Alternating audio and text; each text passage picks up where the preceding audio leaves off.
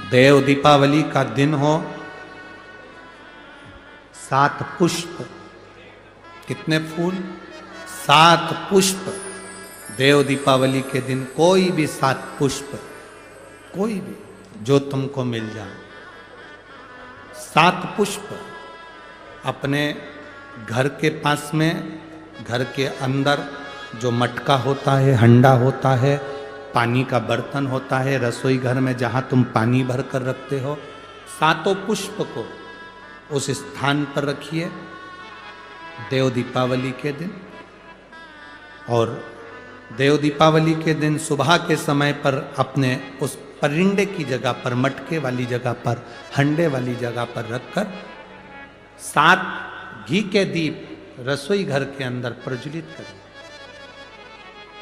7 दीप की पूजन करिए और पूजन कर कर वो 7 पुष्प जब दीप ठंडे हो जाएं, पूर्ण तरह से आनंद के साथ सुबह के समय जब आप पूजन कर लें, उन 7 पुष्प को दिन भर में से कभी भी देवाधिदेव महादेव के दरवाजे पर, शिव के दरवाजे से मतलब है शंकर के ऊपर, अगर शिव के मंदिर नहीं जा सकते तो बेलपत्री के नीचे, बेलपत्री के नीचे भी नहीं जा सकते तो पवित्र नदी के तट पर, या पीपल के वृक्ष के नीचे, या आंवले के वृक्ष के नीचे वो 7 पुष्प को अपनी कामना कर कर लक्ष्मी प्राप्ति के लिए कुछ देर रख दें।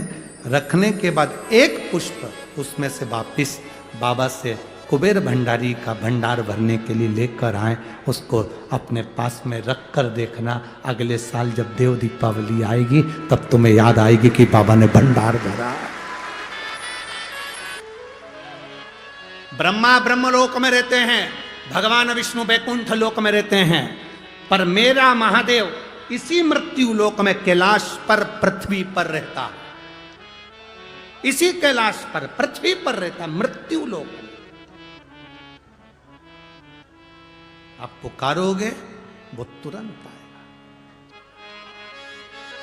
जिस दिन आप समझ गए उस दिन जिंदगी का सुख आपके भीतर होगा।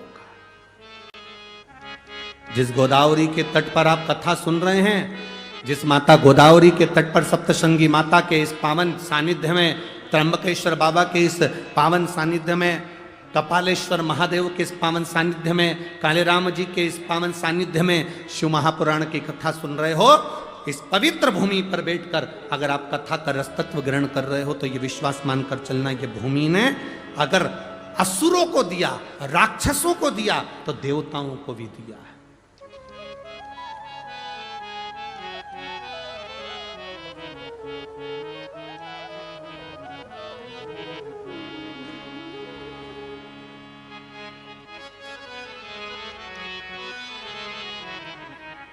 प्रदान करता है शिव तत्व। एक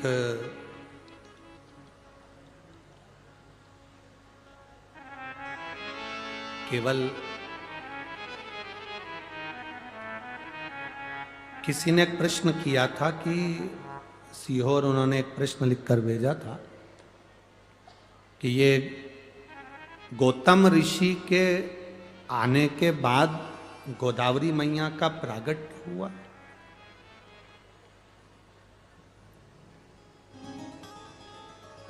गौतम ऋषि के आने के बाद गोदावरी मैया का प्रागट्य हुआ है। जिसने प्रश्न किया वो अच्छे से एक बार स्कंद पुराण पढ़ना,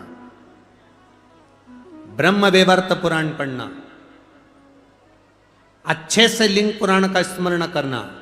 आपको ज्ञात होगा स्कंद पुराण के अंदर कि ये गोदावरी केवल गौतम बाबा के बाद की नहीं, ये गोदावरी तो गंगा है, और गंगा केवल गौतम ऋषि के सम्मुख में तो इस गंगा का नामकरण हुआ है, बाकी के गंगा तो महादेव की अविरल गोदावरी तो बहती रही है।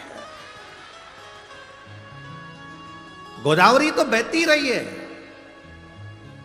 क्या गौतम बाबा ने इस गंगा को बुलाया? गंगा का नामकरण गौतम बाबा ने करा। ये तो अविरल गंगा है गोदावरी, एक युग में नहीं कई युगों से बहती आ रही है, कई युगों से। उस कई युगों से एक कथा आती है, आप लोगों ने सुना होगा।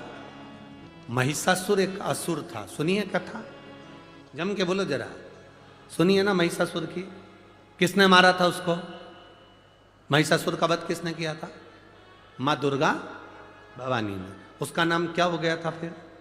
महिषासुर मर्दनी, माँ जगतजननी दुर्गा।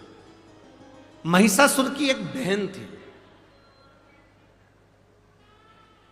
देव दीपावली शिव महापुराण की कथा सुन रही, बड़े भाव से सुनना। महिषासुर की एक बहन थी जिसका नाम था महिषी। क्या नाम था उसका? महिषी। अब महिषासुर मर गया, महिषी अकेली रह गई। और महिषासुर का संहार स्वयं जगदम्बा ने, दुर्गा भवानी ने करा। और तेरे भक्त जनों पर माता भीड़ पड़ी है भारी, और दानव दल पर टूट पड़ो मां करके सिंह सवार।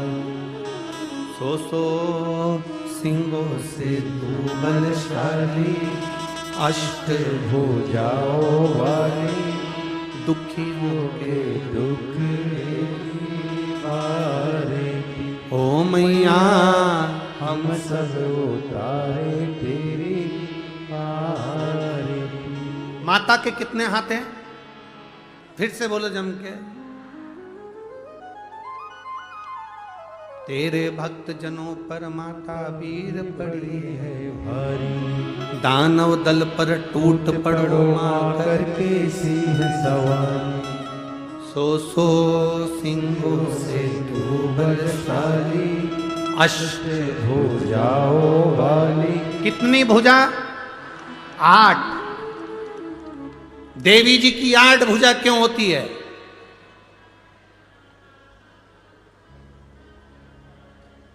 भगवान शंकर की 4 भुजा, भगवान नारायण की 4 भुजा, द्वारकाधीश की 4 भुजा, तिरुपति बालाजी की 4 भुजा।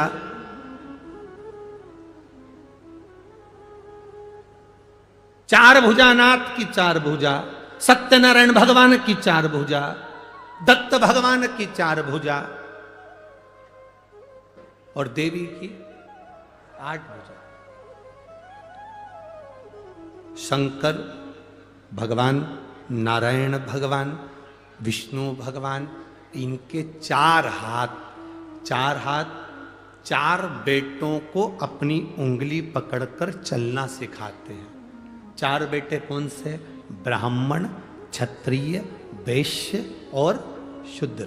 ये 4 बेटों को मेरे भगवान ने अपने 4 हाथ से पकड़ कर रखा है। पिता अपने बेटे को एक हाथ से पकड़ता है, पर माँ अपने बेटे को एक हाथ से नहीं पकड़ती है, माँ अपने बेटे को 2 हाथ से पकड़ती है। इसलिए 4 बेटों को लिए माँ ने 8 हाथ लिए। 4 बेटों को संभालने के लिए मां भवानी दुर्गा ने अपने 8 हाथ धारण करे। एक बेटे को 2 हाथ से संभालती है। ब्राह्मण को 2 हाथ से संभाला तो क्षत्रिय को 2 हाथ से संभाला, वैश्य को 2 हाथ से संभाला तो शूद्र को 2 हाथ से संभाला। वो तो भारत का विभाजन करने वाले, सनातन धर्म को तोड़ने वाले ये विधर्मी आज के जमाने में कहते हैं कि ब्राह्मण ऐसा, क्षत्रिय वैसा, वैश्य वैसा, शूद्र वैसा। सब केवल अपनी वोट की राजनीति करने के चक्कर में पूरे भारत के सनातनियों को बांटा जा रहा है। वोट की राजनीति करने के लिए भारत के सनातनियों को बांटा जा रहा है। पर कभी भगवान से जाकर कोई प्रश्न करे, मेरे चतुर्भुज भगवान तुम्हारे 4 हाथ, तिरुपति के बालाजी के 4 हाथ, कवि लक्ष्मी नारायण के 4 हाथ, भगवान विष्णु के 4 हाथ, दत्तात्रेय भगवान के 4 हाथ, मेरे भोलेनाथ के 4 हाथ, कभी उनसे पूछा जाए? क्योंकि पिता एक हाथ पकड़कर अपने बच्चों को चलाते हैं, एक हाथ पकड़कर पिता। और मां का फर्ज है, माता अपने बेटे को दोनों हाथों से उठाती है। मां अपने बेटों को दोनों हाथ, मां अपने बेटे को दोनों हाथ से संभालती है, क्योंकि वो मां है, वो माता। माता अपने पुत्र को दोनों हाथों से संभाल ले। अब तेरे भक्त जनों को माता पीर पड़ी है भारी, और दानव दल पर, आप भी बोलिए, दानव दल पर टूट पड़ो मां करके सिंह सवारी, सो सिंह से तू बलशाली, अष्ट भुजाओ वाली, दुखियों के टुकड़े वारे, ओ मैया हम सब उतारे तेरी आरती।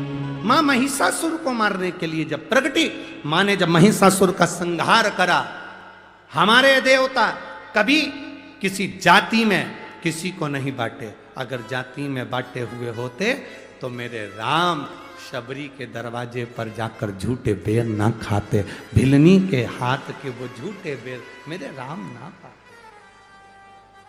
क्यों आए? अरे भक्तों के घर भी सांवरे जाते रहा करो,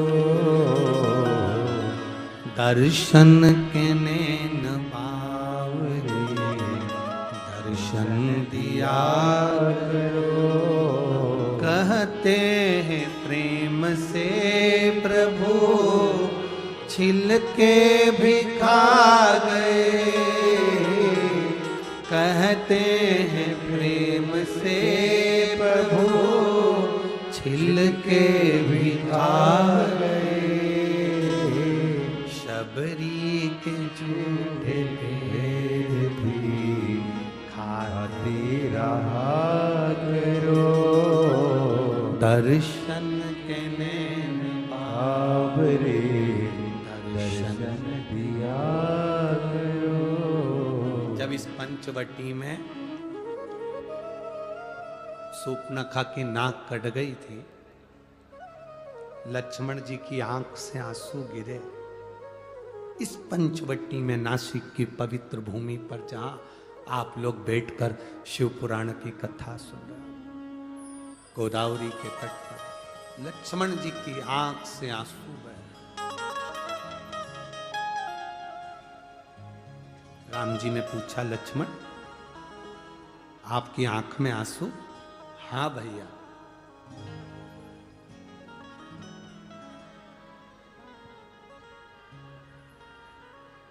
क्यों? किस लिए? कहा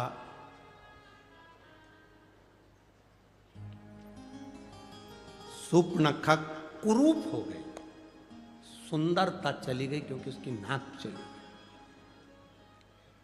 कुरूप। राम जी कहते हैं, लक्ष्मण जो नास्तिक होता है, जो भगवान को कभी नहीं भजता, कभी दूसरे के दुख को देखकर दुखी नहीं होता, सुख को देखकर सुखी नहीं होता, जो कभी परमार्थ के लिए नहीं जीता, वो एक दिन मरने से पहले कुरूप हो ही जाता है। भगवत भक्ति उसके अंतर्गत नहीं है, भजन का सुख उसके अंतर्गत नहीं। जैसे महिषासुर मरा, महिषासुर की एक बहन थी महिषी, महिषी उसको मालूम पड़ा मेरा भाई मर गया। अकेली महिषी ने विचार करा मैं जाऊं तो जाऊं कहां, सारे तीर्थों में महिषी घूम कर आ गई, मैं कहीं बैठकर तप साधना करूंगी, ब्रह्मा जी से वर पाऊंगी। भगवान नारायण की साधना करी, वर नहीं मिला। शिव की आराधना करी, वर नहीं मिला। ब्रह्मा की आराधना करी, वर नहीं मिला। ये गोमती, ये गोदावरी, ये कोई आज की नहीं, पूर्व की है। महिषी को मालूम पड़ा गंगा के तट पर बैठकर करा गया भजन फल देता, तो गंगा के घाट पर जाऊं। गंगा के घाट जाने लगी तो बीच में महिषी ने देखा कि इतना सुंदर उपवन वन, इतना सुंदर वन क्षेत्र, इतनी सुंदर जगह देखकर महिषी यहां उतरी, और उतरकर उसने ब्रह्मा जी का तप करना, साधना करना प्रारंभ करी। इस गोदावरी के जल का महत्व इतना है कि गंगा जी के घाट पर कोई तप करे तो 1000 वर्ष तक तप करता है, तब फल मिलता है। और गोदावरी के तट पर बैठकर यदि मात्र 24 घंटे भी भगवान का नाम लेकर पुकार ले तो फल प्राप्त हो जाता है। बोल गोदावरी माता की। वो गोदावरी का तट, अब महिषी को नहीं मालूम था, वो तो सुंदर वन, सुंदर उपवन, सुंदर जगह को देखकर, गोदावरी का तट देखकर महिषी उतर गई।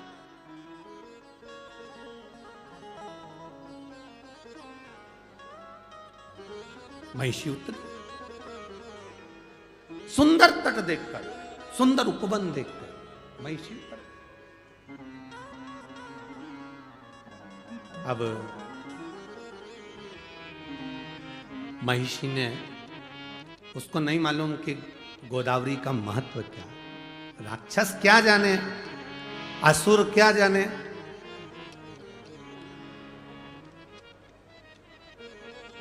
गंगा जी के घाट पर दो तरह के लोग स्नान करने जाते हैं। एक वो स्नान करने गए तो अपने पूर्वजों को पार लगाते हैं, और दूसरे वो स्नान करने के लिए जो जाते हैं उनका सामान चोरने के लिए आते हैं। बोलो सही है कि गलत है? जैसे ही तुमने कपड़े उतार कर सामान रख कर गंगा में लगाई डुबकी, तुम बोले हर हर गंगे, और उन्होंने कर दो तुम्हें नंगे, ले गए। अब तुम जाके थाने में रिपोर्ट कर रहे, देखो हम ना गोदावरी नहाने आए थे, हम तो गंगा जी नहाने आए थे, हमारा सामान कोई ले गया, मोबाइल ले गया, पर्स ले गया। अब जो गंगा ईमानदारी से नहाने आए थे, दो तरह के लोग, एक गंगा नहाने आते हैं, एक चुराने आते हैं। नहाने वाला जब गंगा नहा रहा होता है तो देवता भी उसकी 71 पीढ़ी पर फूल बरसाते हैं कि तेरे परिवार वाले ने गंगा नहाकर तुझे पार लगा दिया। और जो गंगा के घाट पर चोरी कर रहा होता है उसकी भी 71 पीढ़ी को यमराज भैंसे की पूंछ से बांध कर रगड़ता है।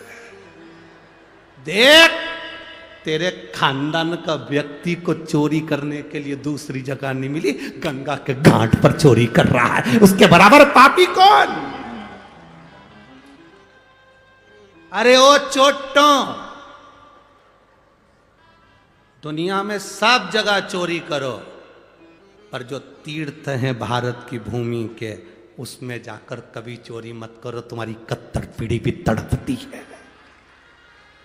तुम्हारी 71 पीढ़ी भी तड़पती है कि कहां गंगा के घाट पर चोरी करने के लिए गया, कहीं दूसरी जगह नहीं मिली थी।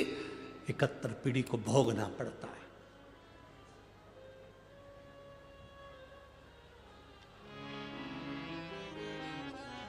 चोटा चोरी कर करके कितना सामान ले जाता है। एक मंगलसूत्र ले गया, चेन ले गया, लाख रुपए का सामान ले गया, तो भी चोटा कभी लखपति करोड़पति नहीं बना। आज तक के चोटा की चोटा ही है।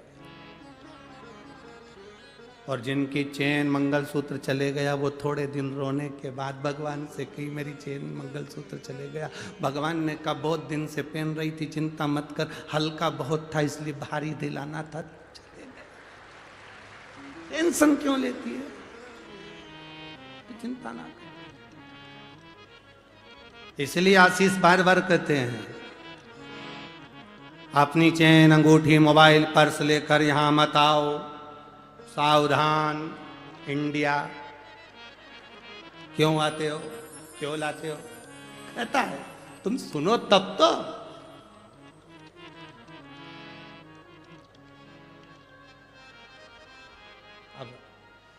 महिषी ने सोचा कि मैं कहां जाऊं, उतर गई इस सुंदर उपवन में, सुंदर पंचवटी में उतर गई। गोदावरी के तट पर उतरी। उसको नहीं मालूम कि माँ गोदावरी की कृपा कितनी है, माँ गोदावरी का करुणा कितनी है।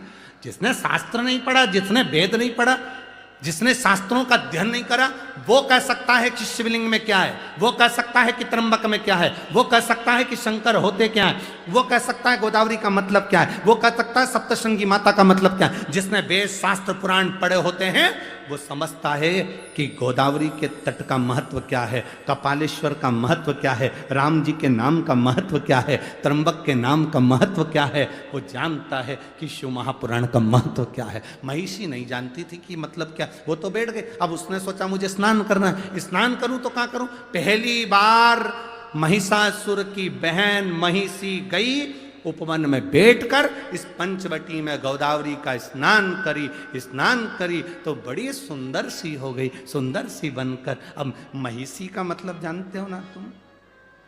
अरे बोलो तो जम के, महिषी मतलब, अरे बोलो तो। महिष का मतलब क्या होता है? भैंसा। और महिषी का मतलब भैंस। अब भैंस ने सोचा कि मैं आई और नहाई, नहाते से सुंदर हो गई, तो भैंस कैसी हुई होगी? मिस भैंस कैसी होगी? कहा गोदावरी के जल में शंकर की जटा से सप्त धारा जो गोदावरी निकली है, उसकी धारा में वो सुख है कि कोई पापी से पापी जीव भी उसमें कूद कर स्नान कर लेता है निष्कपट भाव से, तो वो मनुष्य की देह धारण कर लेता है। वो गोदावरी है। कूदी महिषी, सुंदर स्त्री का रूप ले ली, बैठ गई। उसको स्मरण नहीं आ रहा क्या मैं भैंस से स्त्री बन सकती हूं। कई लोग ऐसे हैं जो भैंस से स्त्री बन गए, पर कई ऐसे हैं, नहीं बोलू,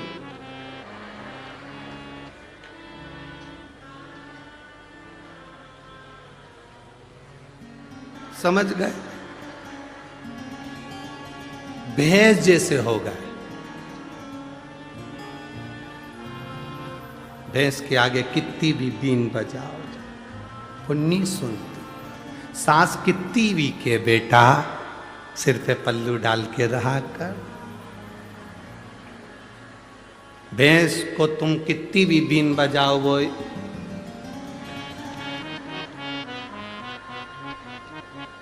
तो कोई ऐसे हैं जो भैंस से स्त्री बन जाते हैं और कोई ऐसे।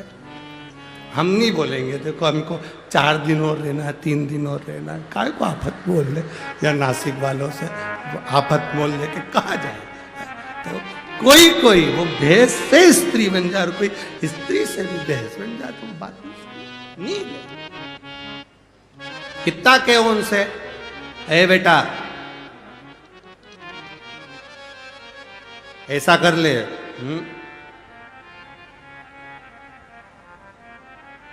भैंस के आगे हारन कितना भी बजाओ वो भैंस भी कहती ना मैं नंग जाऊं, रोड मेरे काका की, नहीं हटूंगी। आखिरी में गाड़ी साइड से ले जाना पड़ती है, पर भैंस नहीं। मेरा सासुओं से निवेदन है, जब भैंस नहीं सुने तो अपन साइड से निकल जाए। अपन ज्यादा माथा पच्ची अपने नहीं करना, इधर बाजू से निकले चलो। अब क्यों माथा पच्ची करे अपन उससे।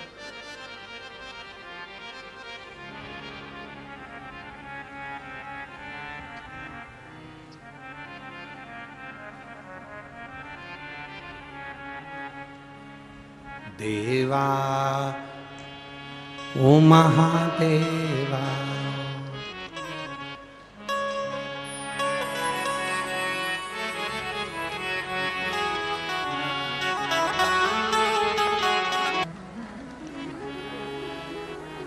ब्रह्मा जी प्रकट हुए, मांगो तुम्हें क्या चाहिए,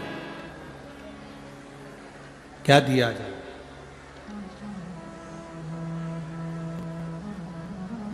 महिषी ने कहा बस मुझे अमर कर दो, मैं मरूं ना, मेरे प्राण ना छूटे। ब्रह्मा जी ने कहा ऐसा तो कभी हो नहीं सकता कि तुम्हारे प्राण नहीं जाएंगे, मरना तो पड़ेगा। प्राण तो जाएंगे।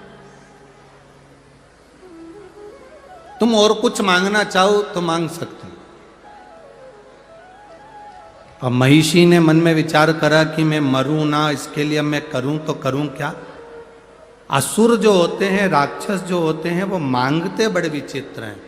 ऐसी चीज मांगते हैं जो कि जगत कल्याण की भी हो और खुद के उद्धार की भी। महिषी ने मांगा क्या?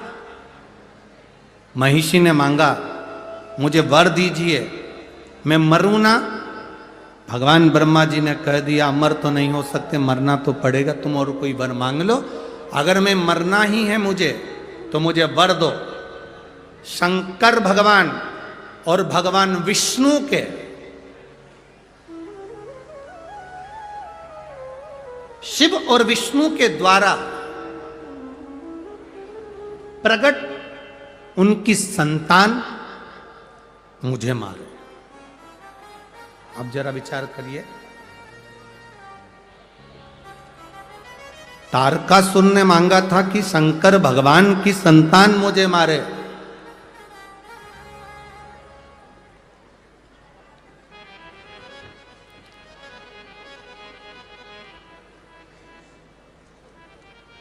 पहला वर है ये जो महिषी ने मांगा कि शिव और विष्णु की संतान मुझे मारे। यहां कोई स्त्री या कोई पुरुष दो के संजोग से संतान नहीं मांगी है। यहां जो संतान मांगी वो मांगी है विष्णु और शिव के द्वारा जो संतान प्रकट हो, जो संतान जन्म ले, वो मुझे मारे। अब ऐसा तो कभी हो ही नहीं सकता।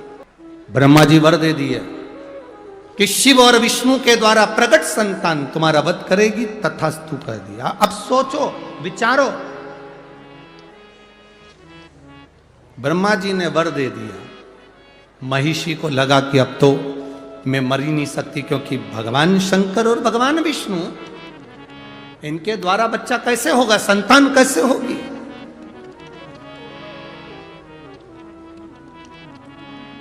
पर महाराज, रचा है सृष्टि को जिस प्रभु ने, वही ये सृष्टि चला रहे।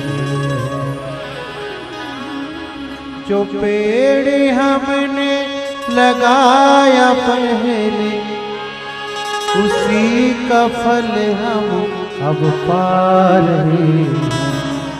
चाहे सृष्टि को जिस प्रभु ने, वही ये सृष्टि चला रहे। शिव कथा कर रही है, भगवान शंकर का संवाद कर रहा है। महिषी ने वर मांगा कि शंकर और विष्णु की संतान मेरा वध करे, जो भूतो ना भविष्यते हो ही नहीं सकता। एक पुरुष और स्त्री की संतान प्रकट होकर मार सकती है, पर दो देवता शिव और विष्णु की संतान कैसे हो। ब्रह्मा जी ने वर दे दिया, तथास्तु। सृष्टि की रचना करने वाले ब्रह्मा जी अब वर तो दे बैठे। अब विचार में पड़ गए कि वर महिषी को दे दिया कि शंकर और विष्णु की संतान इस महिषी को मारेगी, करें तो करें क्या। ब्रह्मा जी संकोच में पड़ गए, एकांत में जाकर बैठ गए, बहुत गहन चिंतन करने लगे, क्या होगा, संतान कैसे होगी, संतान की प्राप्ति कैसे होगी। आया समय, राक्षसों ने उपद्रव मचाया, समुद्र मंथन का समय आ गया, और रचा है सृष्टि को जिस प्रभु ने, वही ये सृष्टि चला रहे। बस आ गया समय, मंथन का समय आया। देवता असुरों के बीच में साझा हुआ, अमृत निकलेगा, पाएंगे। मंथन के समय पर सब कुछ निकला, विष भी निकला, रतन माणिक मोती औषधि सब निकले, बाद में अमृत निकला। अमृत असुर लेकर चले गए, तब भगवान नारायण मोहिनी स्वरूप धारण कर लिए। कौन सा स्वरूप रखा भगवान विष्णु ने? मोहिनी स्वरूप। महिषी ने वर क्या मांगा था? भगवान नारायण और शिव के द्वारा प्रकट संतान मेरा वध करे। अब राक्षसी तो राक्षसी है, उसने उपद्रव मचाना चालू कर दिया। भले वो सुंदर बन गई तो क्या हुआ, वन में रहने लगी, उपद्रव करने लगी, भयंकर उपद्रव मचाया, भयंकर उपद्रव।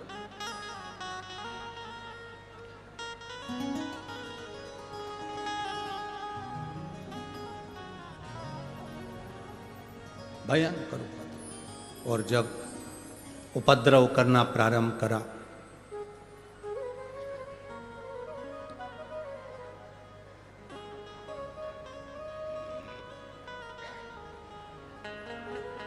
संहार करना जरूरी है। लोग कहते हैं समुद्र का मंथन अमृत की प्राप्ति के लिए किया था। बहुत ध्यान से सुनना, दुनिया के लोग कहते हैं समुद्र का मंथन अमृत की प्राप्ति के लिए किया था। शिव महापुराण की कथा, स्कंद पुराण देवी, यहाँ सुंदर देव दीपावली शिव महापुराण की कथा कहती है अमृत की प्राप्ति के लिए मंथन नहीं किया था। उस महिषासुर की बहन महिषी ने वर मांगा था, शंकर और विष्णु की संतान से मरूं, उस संतान को जन्म देने के लिए ये समुद्र मंथन करा गया था। ये मंथन का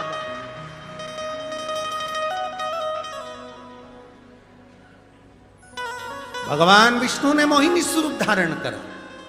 मोहिनी स्वरूप बनाया तो बड़ा सुंदर स्वरूप स्त्री का भगवान नारायण बनाकर राक्षसों के पास गए, अमृत का कलश लिया, मैं देवताओं को मदिरा पिला दूंगी, तुमको अमृत पिला दूंगी, ऐसी बात कर कर देवताओं और राक्षस को बिठा दिया। देवताओं को अमृत पिला दिया, राक्षसों को समुद्र का फैन, समुद्र का जल पिला दिया। उनका जो स्वरूप था उसका गुणगान पूरे ब्रह्मांड में हो रहा था। शंकर जी को मालूम पड़ा कि भगवान नारायण ने स्त्री का स्वरूप लिया है। शिव जी को कहा गया आपने भगवान नारायण के मोहिनी स्वरूप का दर्शन नहीं किया? नहीं।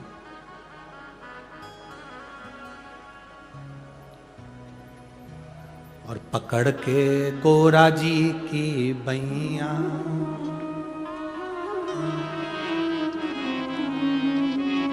मोहिनी दर्शन चलो मेरे सैया,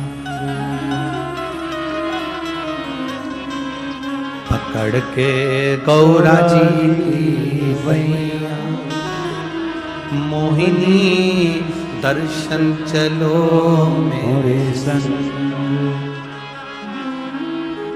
समुद्र मंथन में जो अमृत की बूंद गिरी थी, प्रयागराज, हरिद्वार, उज्जैनी और नासिक पंचवटी की पवित्र धरा पर भी गिरी थी। इसलिए कुंभ का मेला इन क्षेत्रों में लगता। मोहिनी स्वरूप का दर्शन करने के लिए भगवान शंकर हरिद्वार भी गए, प्रयागराज भी गए, उज्जैनी भी गए।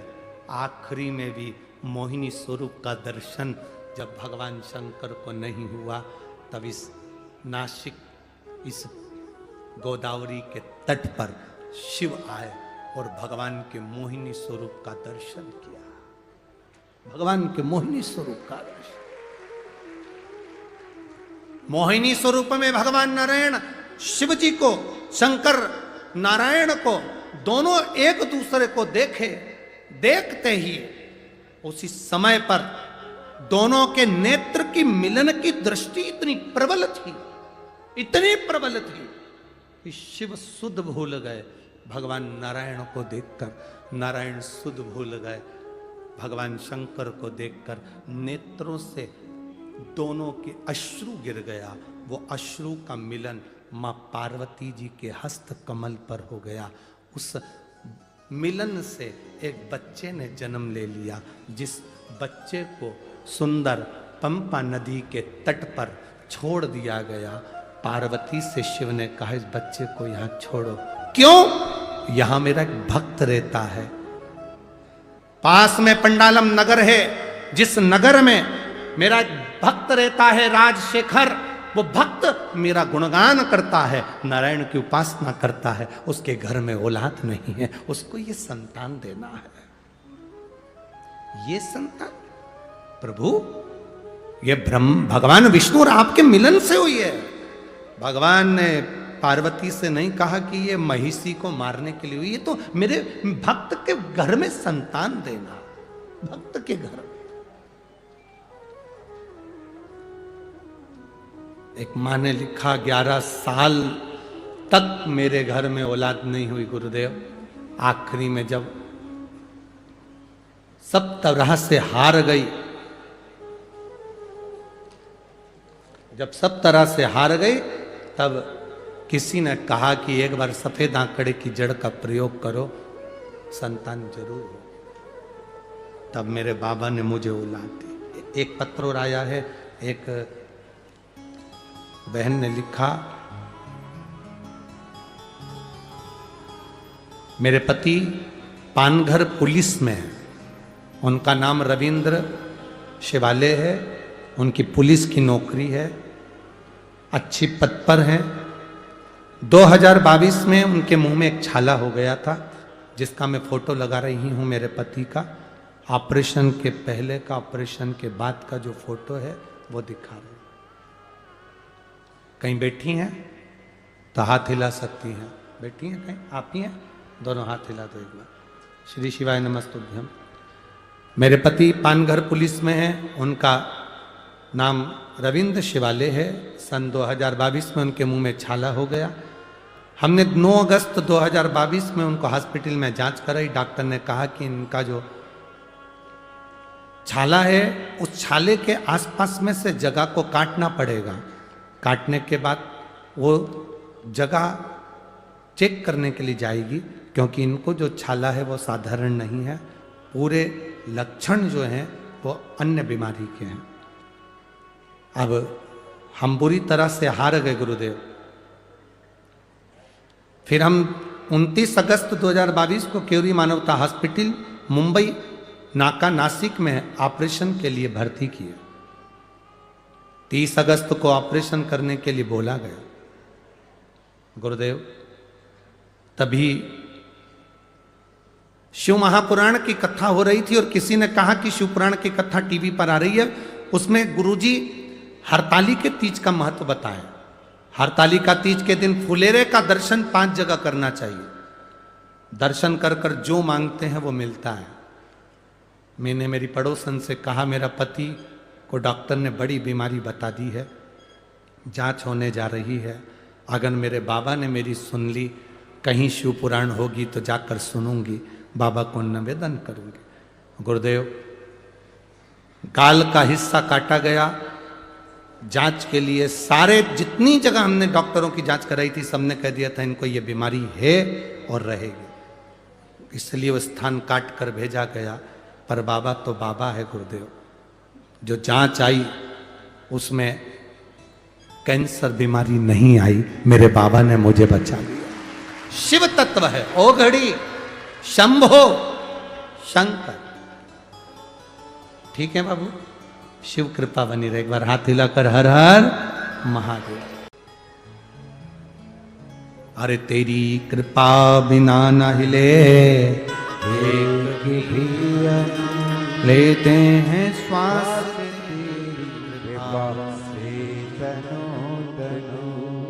गंगधार मुक्ति द्वार ओमकार तू, आयो शरण तिहाई शंभो तार तार तू।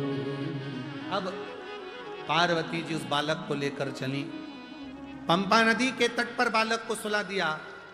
राजशेखर उस नगर का राजा निकल कर जा रहा था जिसके घर में संतान नहीं थी। देने वाला जब देता है तो छप्पर फाड़ कर देता है।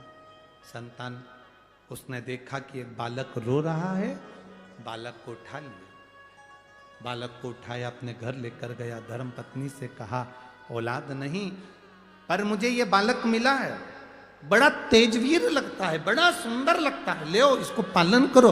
रानी ने उसका पालन पोषण करा। बालक आया, बड़ा हुआ, पालन पोषण करा, कुछ महीने के बाद रानी का भी गर्भ ठेर गया। रानी का गर्भ ठेरा, एक बेटे ने जन्म ले लिया। बेटे ने जन्म लिया, रानी की दासी ने रानी से कहा, राजा का प्रेम, जो बेटा पंपा नदी के तट पर मिला है, राजा का पूरा प्रेम उस बच्चे के प्रति है। हमें लगता है तेरा बेटा सिंहासन पर नहीं बैठ सकता, बैठेगा तो वही बैठेगा। ना जाने किसकी औलाद, ना जाने किसकी संतान, राज सिंहासन पर वो बेटा बैठेगा। वो बेटा राज सिंहासन पर बैठेगा। रानी को बड़ा लगा। आज रानी मन में वियोग कर कर उसने सोच लिया, इससे तो प्राण त्याग दूं तो अच्छा। रानी अपने बच्चे को लेकर जंगल में चली गई। वन में जैसे ही गई, वन में जाते से ही इसको वो सुंदर स्त्री जो गोदावरी के तट से वर लेकर गई थी, शंकर और भगवान विष्णु के संतान मेरा वध करेगी, उस रानी को वो स्त्री मिल गई। क्या नाम था उसका? महिषी। महिषी ने कहा, तुम कौन हो? कहा, मैं राजा चंद्रशेखर की धर्मपत्नी, मैं राजशेखर की पत्नी। राजशेखर की? हाँ, मैं राजशेखर की पत्नी। तुम कहां जा रही हो? प्राणों को त्यागने, इतने छोटे से बच्चे को लेकर? हाँ, इसको भी। क्यों? मेरा बेटा राज सिंहासन पर नहीं बैठ सकता। क्यों, क्या हुआ?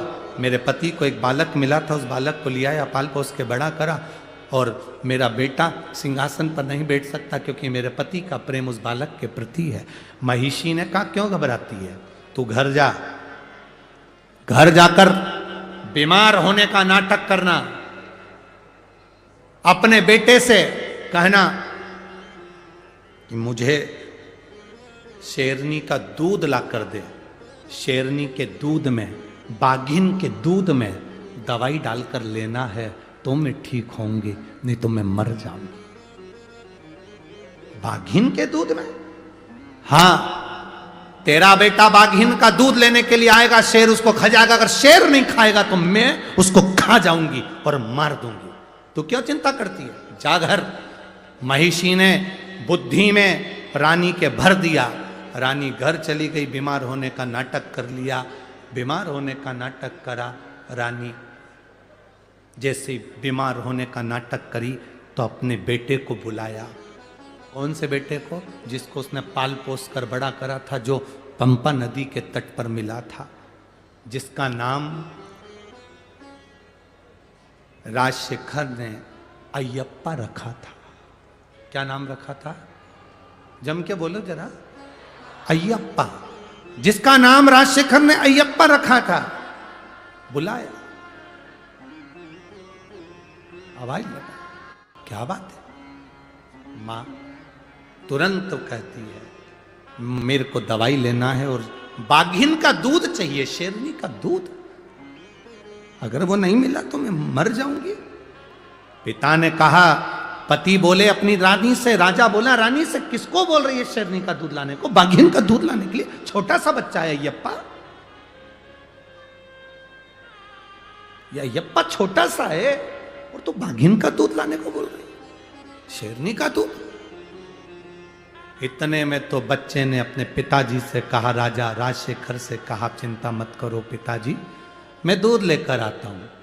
राजशेखर के पास में से अयप्पा स्वामी दौड़ पड़े और अयप्पा दौड़ते दौड़ते दौड़ते दौड़ते जंगल में पहुंच गए।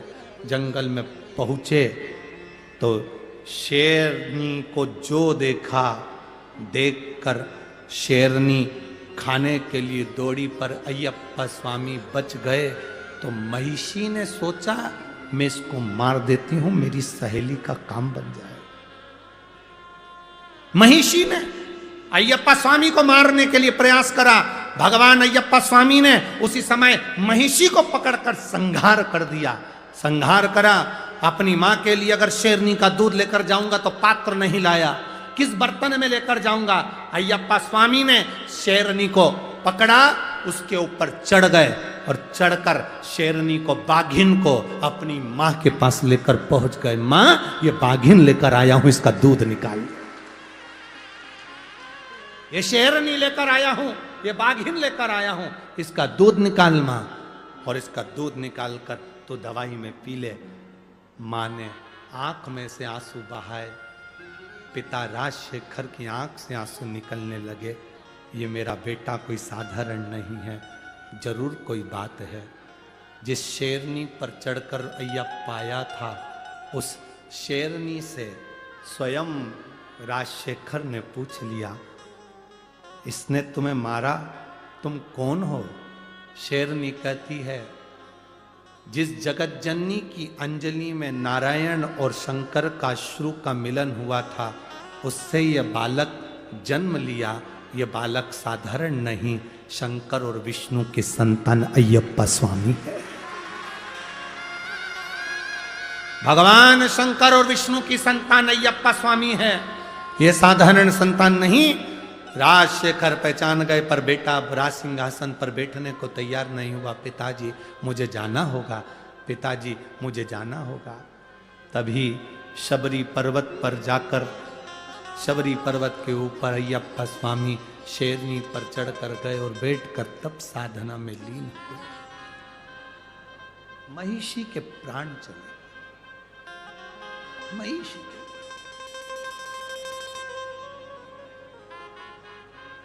महिषी मरी, देवता आनंद कर, आनंद।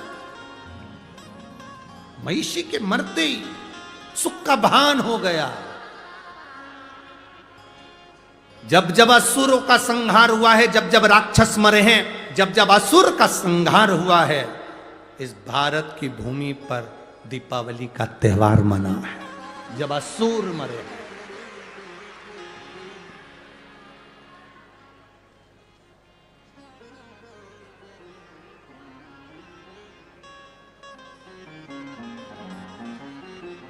अब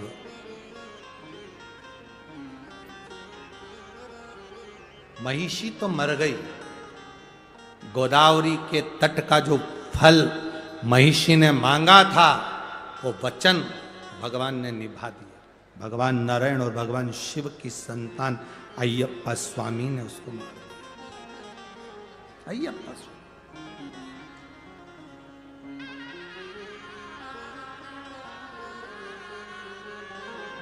सहज नहीं। एक बार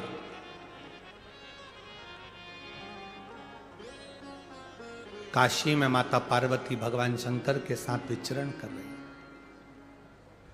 तभी भगवान शंकर को माता पार्वती जी ने प्रश्न किया, स्वामी, संसार के लोग, मृत्यु लोक में जन्म लेने वाला मनुष्य जो दुख में ग्रसित होता है, दुख में भरा रहता है, दुख में ग्रसित है, उस जीव का कल्याण कैसे, उसका उद्धार कैसे? एक पत्र है, देखिए। मेरा नाम कविता दीपक जमादार है। कहीं बैठे हैं तो हाथ हिला सकती हैं, आप ही हैं। मेरा नाम कविता दीपक जमादार है। मेरा 2013 में किडनी ट्रांसप्लांट हुआ है और 2021 में मुझे कैंसर हुआ है। एक बार फिर से हाथ हिलाइएगा। 2013 में मेरा किडनी ट्रांसप्लांट हुआ, 2021 में मुझे कैंसर हुआ, 6 कीमो हुए। केमो लेने के बाद भी मेरी तकलीफ बढ़ती गई। बाद में मुझे माइकोसिस हुआ। गुरुदेव, तकलीफ बहुत बड़ी, कष्ट बहुत बड़ा। कैंसर जैसी बीमारी भी कष्ट देने लगी, सही होने का नाम नहीं ले रही। तब शिव जी पर एक लोटा जल चढ़ाती, आचमन कर लेती। कब तक दवाई खाऊं, कब तक भय से जिंदगी जीऊं? और गुरुजी, अब मैं बाबा के भरोसे रह रही हूं। जब दवाई खाती थी तब पलंग पर थी, आज जल पीती हूं तो पंडाल में बैठकर कथा सुन रही हूं, ये शिव की कृपा। आराम है बाबू? ठीक है अभी पहले से? दोनों हाथ एक बार हिला दीजिए। इतनी बड़ी बीमारी होने पर गुरुदेव किडनी का ट्रांसप्लांट करा लेना, 21 से अभी तक कैंसर रहना, और कैंसर होने के बाद जब पलंग पर पड़ गई थी तब बहुत दुखी थी, पर अब मेरे बाबा का जल पीती हूं ना, पूरे भरोसे से पीती हूं। पहले पलंग पर थी, अब मेरे बाबा की कृपा से मैं कथा के पंडाल में हूं, टीवी पर कथा सुनती रहती हूं और बाबा के भरोसे जीती रहती हूं। मैं पूरी तरह से ठीक हूं। मेरे पति महाराष्ट्र पुलिस में ही नासिक में स्थापित हैं, उनकी नौकरी यहीं है। बाबा की बड़ी कृपा है गुरुदेव। शिव की कृपा क्या होती है कोई मुझसे पूछे, मेरा मोबाइल नंबर इस पर्चे में भी लिखा हुआ है गुरुदेव। शंकर शंकर है। इतनी बड़ी बीमारी में भी मुझे मुस्कुराना उसने सिखाया है और अच्छा रहना उसने सिखाया है। शिव कृपा। बैठिए बहन। शिव की करुणा इसी को कहते हैं। खाली ना जाता कोई दर से तुम्हारे, खाली न जाता कोई दर से तुम्हारे, मैं भी खड़ी हूँ नन्ही बाह पसारे, अपने गले से लगा लगा लो गिरा जा रहा हो, उठा लो उठा लो भोले अपने दर से, अब तो न टालो गिर जा रही हो, उठा लो उठा लो। आप शिव की आराधना कर रहे हैं, शंकर का गुणगान कर रहे हैं। शिव क्या देगा ये हमको नहीं मालूम, पर ये मेरी नासिक की जीजियों और मेरे नासिक के जीजाओं, मेरी बेटियों, मेरे बेटे, अगर आप इस पंडाल में कहीं पर भी ग्राउंड में बैठकर कथा सुन रहे हो तो चिंता मत करना, झोली भर कर लेकर जाओगे, खाली नहीं लेकर जाओगे। भर कर लेकर जाओगे, खाली नहीं लेकर जाओगे, भरा हुआ लेकर जाओ। कार्तिक का महीना दामोदर मास है, गोदावरी का तट है, त्र्यंबकेश्वर बाबा की साक्षी है, सप्तश्रृंगी माता कपालेश्वर महादेव भगवान राम की साक्षी में कथा सुन रहे हो, सहज नहीं हो सकता।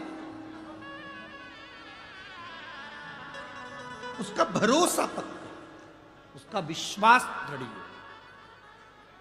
और कथा जब आपके क्षेत्र में हो, आपके नजदीक में हो, जरूर सुनने जाओ। क्यों जाओ?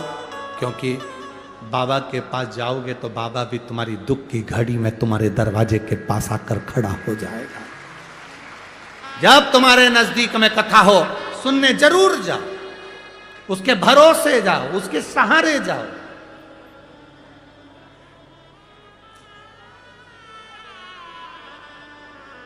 शिव कथा कह रहे, पार्वती जी ने शिव जी को गंगा नदी के तट पर देवताओं के प्रसन्नता का कारण पूछा। दीप पर्व मनाया गया। दीप बोलो जरा, कुछ खड़ी खोटी कह दें तो बुरा तो नहीं लगेगा? ठीक। लग जाए तो कल से मत आना, ठीक है? कहे बिगड़ रहेंगे नहीं। वो गंगा ने भी कल्याण करा और इस गंगा ने, गंगा गोदावरी ने भी कल्याण करा। उस गंगा के तट पर रहने वालों ने क्या करा और आपने इस गंगा के तट पर रहने वालों ने क्या करा? गंगा को कितना स्वच्छ रखा, ये जवाबदारी गंगा के घाट पर रहने वालों पर निर्भर करती है। गंगा को कितना स्वच्छ रखना है गंगा को कितना निर्मल रखना है, इसकी जवाबदारी गंगा के तट पर रहने वालों की होती है। गंगा अपना काम करती है, जनमानस का कल्याण करती है, पापियों को उतारती है, जीवों का कल्याण करती है। उसमें एक फर्ज आपका और हमारा भी है कि हम गंगा के घाट पर जब जाएं, हम गंगा जी का स्नान करने जाएं, हम गोदावरी मैया का पूजन करने जाएं, हम गंगा गोदावरी का दर्शन करने के लिए जाएं, तो उसके घाट पर अगर कोई गंदगी पड़ी है, कोई पॉलीथीन पड़ी है, कोई बेकार कपड़ा पड़ा है, कोई सामान पड़ा है, तो उसको उठाकर डस्टबिन में ले जाकर डाल दें, गंगा के अंदर उसको जाने ना दें। ये जवाबदारी हमारी है।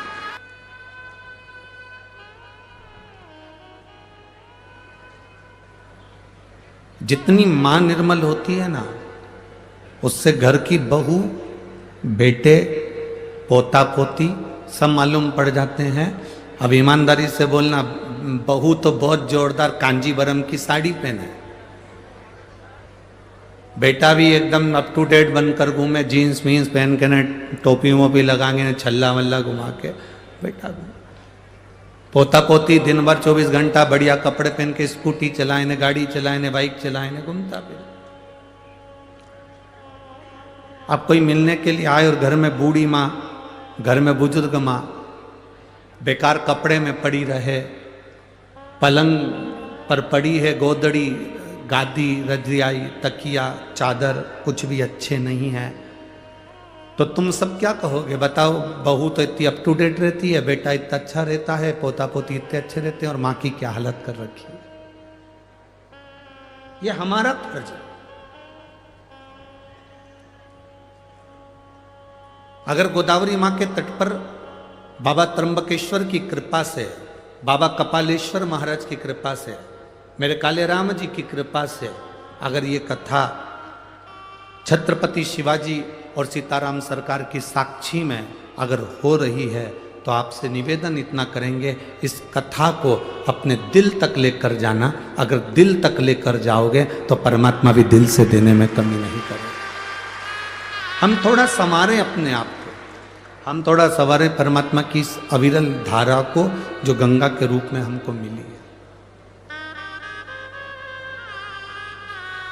24,000 श्लोक की ये शिव महापुराण की कथा, ये भी गंगा का कार्य करती है। और मैं आविष्कार जी भूसे जी को धन्यवाद देना चाहूंगा कि इस गंगा को उस गंगा से मिलाने का जो कार्य किया है, उसके लिए आपको साधुवाद है, धन्यवाद है। एक शिव महापुराण रूपी गंगा को गोदावरी गंगा से मिलाने का जो प्रयास है, वो जीवन का एक आनंदमय प्रयास है, एक सुख देने का प्रयास है। महाराज, नदी में नाव का, शरीर में पाव का, और पूजन और कथा में भाव का बड़ा महत्व होता है। जो इसको समझ गया उसकी जिंदगी सार्थक हो गई। नदी में जो नाव है वो भी मंजिल तक पहुंचाने वाली है, शरीर में जो पांव हैं ये भी मंजिल तक पहुंचाने वाले हैं, और हृदय में जो कथा के प्रति या भगवान के प्रति, पूजन के प्रति जो भाव है, ये भी मंजिल तक पहुंचाने वाले। इन तीनों का काम एक जैसा है। नाव भी आपको मंजिल तक लेकर जा रही है। वो नाव हमको सिखाती है, एक लोहे का टुकड़ा पानी में पटकोगे वो डूब जाएगा, एक लोहे की कील पानी में पटकोगे वो डूब जाएगी। पर वो लोहे की कील जब लकड़ी में ठोक दी जाती है, वो लोहे की कील जब लकड़ी में ठोकी जाती है, और लकड़ी में ठोकने के बाद वो लोहे की कील भी नाव बनकर उस लकड़ी के साथ मंजिल तक पहुंच जाती है। यह हमारा शास्त्र कहता है, लोहे की कील को वैसे ही पानी में छोड़ोगे तो डूबेगी, लोहे के कीले को पानी में छोड़ोगे तो वो डूब जाएगा। पर वो लोहे का कीला अगर लकड़ी में ठोक दिया जाए तो वो बहता बहता मंजिल तक पार उतर जाएगा। उसी तरह हम भी एक लोहे की कील की तरह हैं। अगर शिव महापुराण की इस लकड़ी में, शिव महापुराण की चंदन की संविधा में अगर हम अच्छे से ठुक गए, अपने मन को अच्छे से लगा लिया, तो समझ लेना कि हम भी मंजिल तक पहुंच गए, पार उतर गए। अब कोई कहे गुरुजी आप हमको लोहे की कील कर रहे हो, कोई कहे गुरुजी आप हमें लोहे का कीला कर रहे हो। मनुष्य लोहे की कील की तरह होता है। जैसे कीले पर जंग पड़ जाती है, उस जंग को निकालने के लिए उस पर थोड़ा सा कुछ ना कुछ लगाना पड़ता है। उसी तरह मनुष्य की जिंदगी में भी जंग पड़ती है, अहंकार की, काम की, लोभ की, आसक्ति की, वासना की, तृष्णा की। ये जंग हमारे शरीर पर चढ़ती जाती है, हमारे मन पर चढ़ती जाती है, हमारी इच्छाओं पर चढ़ती जाती है। जब हम इसमें भगवान की अविरल भक्ति का थोड़ा सा पेंट लगा देते हैं, भगवान की भक्ति का थोड़ा सा भजन का बल लगा देते हैं, तो हमारे शरीर पर जो ये अहंकार की जंग है, वासना की जंग है, तृष्णा की जंग है, काम आसक्ति की जो जंग है, वो निकल जाती है। नदी में नाव का, शरीर में, जम के बोलो, पाँव का। ये अगर शरीर में पाँव नहीं हो ना, तो फिर मंजिल तक पहुंचना बड़ा कठिन। बहुत नदी में नाव मंजिल तक पहुंचा रही है, शरीर में पाँव मंजिल तक पहुंचा रहे हैं। और हमारे कथा में जो हम आए हैं, इतनी इतनी दूर दूर से आप लोग यहाँ पहुँचे हैं। बड़ी दूर से चलकर, आराम से, गाड़ी से पैसा लगाकर 100 रुपये, 200 रुपये, 50 रुपये ऑटो वाले को देकर, गाड़ी में डीजल वीजल डलवा कर तुम यहाँ पहुँचे हो, तो इसमें तुम्हारा जरूर भाव होगा। और फिर कहते हैं नदी में नाव पार लगाने वाली होती है, शरीर में पाँव।